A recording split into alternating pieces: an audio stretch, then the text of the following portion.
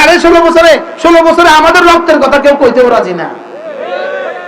বাস্তব না বাস্তব বলেন? আমাদের রক্তের কথা কেউ কি, হ্যাঁ, 5ই মে শাপলা চত্বরের কথা কারোর মুখে একবারও আসে না। এই পর্যন্ত কোনোদিন শুনছেন? এদের উপদেষ্টাদের মুখ থেকে কোনোদিন 5ই মে কথা শুনছেন কোনোদিন?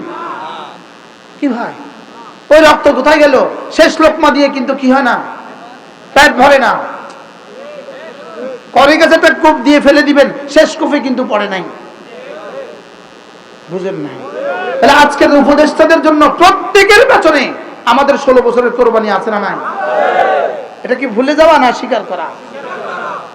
কি গত বন্যা ত্রাণ বিতরণে আমাদের শায়েখ আহমদুল্লাহ ত্রাণ বিতরণ কেমন ছিল? কেমন ছিল? আমি নিজে শোনার চেষ্টা করেছি, দেখি যারা বক্তব্য দিচ্ছেন একবার বলেন কিনা ওলামায়ে কেরাম ত্রাণে শরীক হয়েছেন। এটা বলতে রাজি না।